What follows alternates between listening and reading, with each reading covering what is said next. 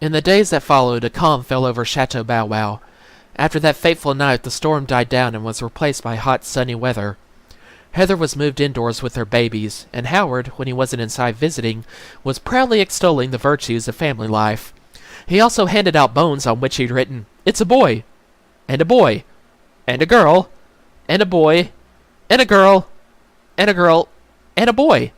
I was very moved by his gift. Chester was nauseated. "Typical dog present," he grunted after Howard walked away. "What do you mean, typical?" "You wouldn't catch a cat giving out used bones," he replied, as he rolled over on his back to bask in the sun. After a moment, he added, "Ugh, just the thought of it." "Hello, Harold," a voice called out.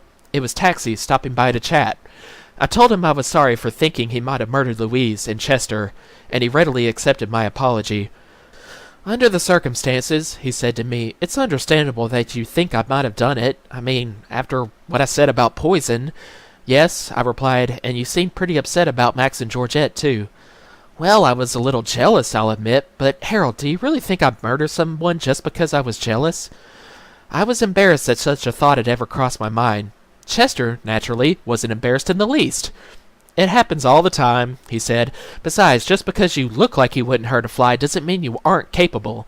I checked into your file while I was being held in the office, and I found out a thing or two." "Really?" Taxi asked in surprise. "What kinds of things?" Chester just smiled. "You read the files on us?" I asked. "Yep," he said. "Harrison and I pored over every single one of them that evening, and let me tell you, there was some pretty interesting stuff in there." I started to panic. I was hoping there was nothing in my file about the incident with the geranium. I mean, it had been in poor taste, and it tasted pretty poor too, to eat Mrs. Monroe's favorite plant. I didn't sleep too well after that one, but whether that was from an unclear conscience or an unsettled stomach, I wasn't too sure. Chester must have been reading my thoughts. He looked into my eyes with a knowing little smirk. "Geranium?" I inquired innocently. He nodded his head. "Was nothing sacred?" I thought. Boy, you make one mistake in life and they'll never let you forget. "There was also the mention of the episode with, Mr. Monroe's electric shaver," he added. "Boy, you make two mistakes in life and they never let you forget. That one wasn't really my fault anyway. Could I help it if I thought he was being attacked by an oversized bumblebee? It was a perfectly logical error."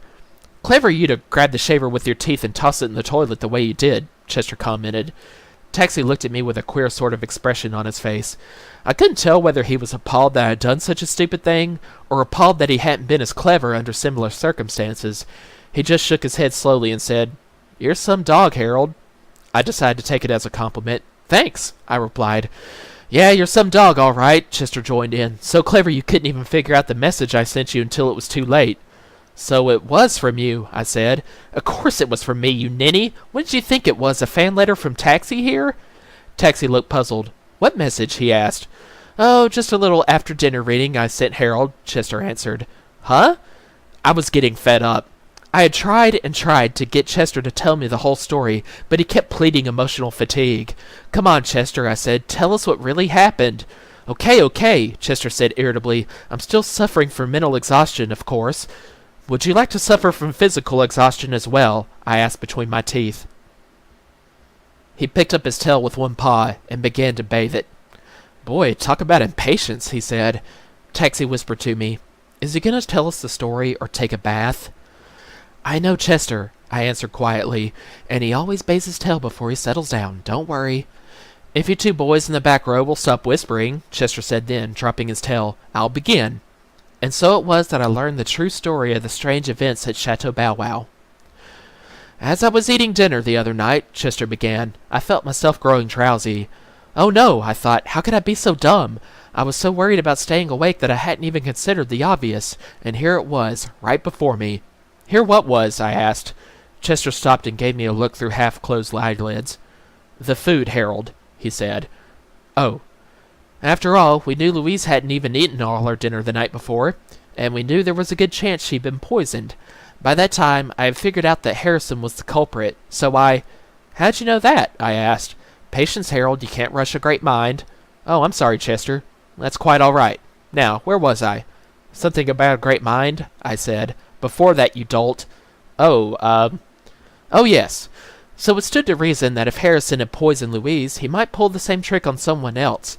As I say, This thought didn't occur to me until I'd already eaten some of my dinner and was beginning to drift off. I tried to call out to you, Harold, but my voice was fading. You couldn't hear me.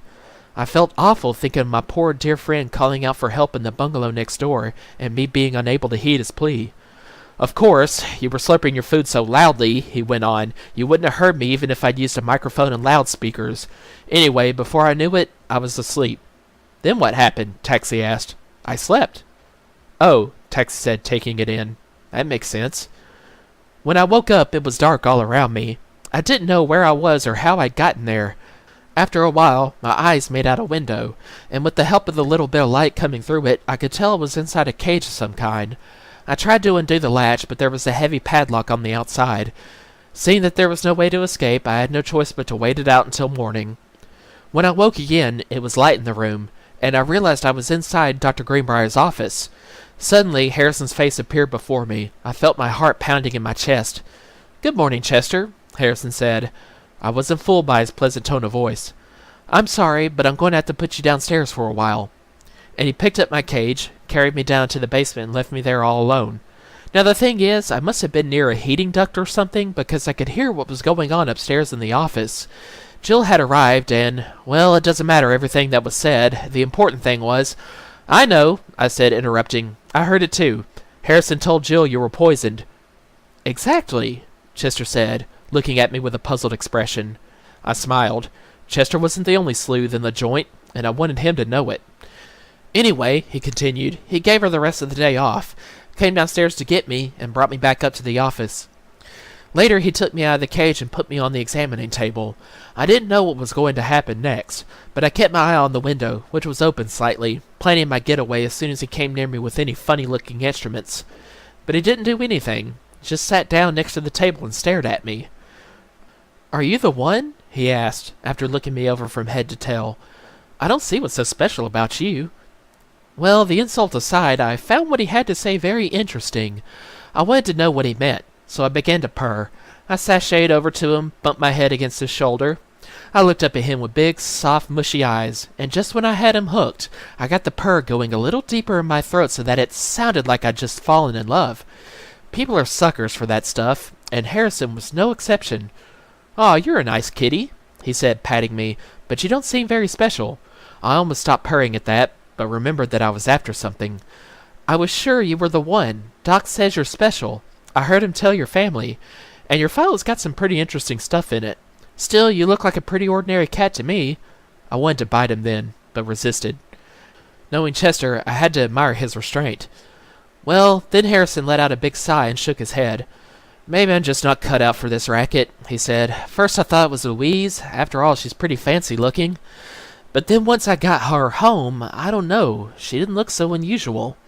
And then I looked back into her file and found out she's not even a purebred, so I figured I had the wrong one. Well, it's not so bad with her. I mean, I made it look like she escaped.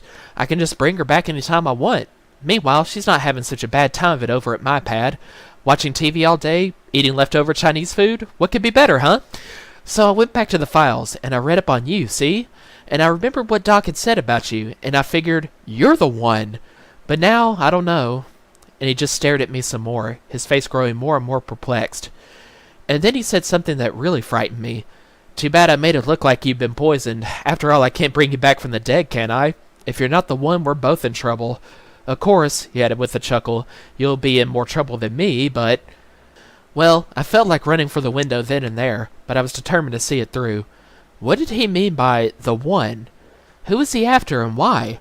I purred even more loudly. "Hey, you're real friendly, aren't you?" Harrison said. And then, reflecting back on his problems, he added, "If only I'd heard the rest of that phone conversation." He paused a moment and then looked at me squarely in the eyes, as if he'd heard me asking him to explain. "See, Chester, it's like this. I heard Doc saying to somebody on the phone that they shouldn't worry, that he knew how valuable they were and he'd take good care of them. But I never heard who he was talking about. I figured once I knew, I'd kidnap whoever it was, see? Make a mint, blackmail or something, you know? But how am I going to make a penny if I can't figure out who it is I'm supposed to kidnap?" Well, naturally, I knew right away who he was talking about. "You did?" I asked. "You did," Taxi echoed. "Who was it? And how'd you know?" The thing about criminals is, no matter how smart they are, they're always just a little bit dumb. And that's where they get tripped up. Harrison hadn't even noticed that Greenbrier had said them. So obviously he was talking about more than one animal. And since I knew that Howard and Heather were purebred wire-haired dachshunds, with the possibility of having been crossbred with werewolves, of course, which would only increase their value, I knew that they were the ones he was after. Later that afternoon, when Harrison was busy putting food into the dinner balls, I made a run for the window, hoping to get out and warn Howard and Heather. Unfortunately, it wasn't open wide enough, so I got stuck halfway through. Harrison pulled me back in and closed the window. "Nice try," he said to me, "but you aren't going anywhere." It was then that I had the inspiration to scratch out the message on the bottom of your food dish, Harold. I could only hope that you would be having one of your rare fits of intelligence when you ate dinner that night. Anyway, after he fed everyone, he put me back inside the cage and went home. But when? "I'm getting to it," Chester said. He came back later that evening in a state of great agitation. "I've got to find the answer," he said. He pulled out all the files and started to look through them. I went into my purring number again, hoping he'd take me out of the cage so I could read over his shoulder. It worked. "Just don't try to go anywhere this time," he said. He needn't have worried. I was much more interested in finding out what I could from the files. When he got to Heather's, there it was in nice bold print. "Pregnant. Due to deliver soon." I looked at Harrison. How could he miss it? I thought. Then the phone rang. It was Jill, calling to remind him about the very thing we just read in the file. "Yeah, I know she's going to give birth soon, Jill," he said. "Don't worry, it's a natural thing. Happens all the time." Then she said something that stopped him dead in his tracks. He just stood there, his mouth hanging open. When at last he spoke, he said, Yeah, I heard you. Valuable. Of course, I know they're valuable. Don't worry, they'll be just fine. Just fine." He hung up the phone and ran for the door. "That's it," he cried. "It's them, and all those little puppies in the bargain. I'll make a fortune selling them off." He was so excited he ran out the door without noticing what had become of me. Naturally, I was fast on his heels. "And that's when you woke me," I said. It was more a statement than a question. "That's when I tried to wake you," he answered. "It wasn't so easy." Taxi looked dumbfounded. He was going to sell Howard's and Heather's babies? He uttered. But what about them? What was he going to do with Howard and Heather? Chester shrugged. "Who knows? Maybe sell them too. Maybe keep them locked up somewhere, or perhaps, once he'd made his money selling the kids, dispose of the evidence." "Wow," Taxi said, "that Harrison isn't such a nice guy." "You can say that again," I concurred. "Wow, that Harrison isn't such a—" "Chester," I went on, "there are still some things I don't understand." "For instance?" "Well, for instance, what about Max and Georgette? If they didn't murder Louise, why were they planning to escape? Weren't they going to run away together?" To my surprise, it was Taxi who answered. "If you hadn't been so busy suspecting everyone, Harold, you could have figured that one out a long time ago. They were planning to go look for Louise and bring her back. Max was convinced she'd run away because of him. Georgette felt terrible, too, so she suggested they go look for her together." "You mean there was nothing between them?" "No, of course not," Taxi said. "Georgette is just a bit of a flirt, that's all," Chester added, as if it had never been as I did in the first place that she and Max had murdered Louise. "So Harrison took Louise," I said softly, letting it sink in. "But how? You said you never saw anybody cross the compound that night." "That's right," replied Chester. "That's what had me stumped. Then you said something that made it all fall into place, and that's when I knew Harrison was the culprit. Do you remember, Harold? You said that whoever did it would have gotten wet." "Yes, I remember saying that," I said, "but I don't see what this has to do with—" "Well, it made me think of the towels Harrison and Jill had used to dry us off." "So?" I asked. "I still don't see—" "Harrison wrapped Louise in a towel right while she was eating dinner and took her inside with him. No one saw her disappear. All they would have seen if they bothered to look was Harrison carrying a used towel inside the office, and because it was already dark, no one even knew Louise was gone until morning. And he made sure that a door and the gate were left open. Pretty clever," I admitted. "He really made it look as if Louise had escaped, and that it was all Jill's fault. I was even beginning to think it was her." "Sure. And do you remember the day they were cleaning the storage shed?" Chester asked. Taxi and I nodded. "Well, Harrison remembered that too. And he remembered that Jill had dropped some garbage inside the compound. He was able to use that later when he told her he found a container of rat poison near my bungalow. Just as he wanted to, she believed she dropped it, and that her carelessness had resulted in my death." There was a long moment of silence as Taxi and I tried to take in everything Chester had told us. It was an incredible story. Even more incredible when I thought how close I'd come to never seeing Chester again. I looked at Chester and then up at the blue sky above. The storm was over, I told myself, and everyone was safe at last.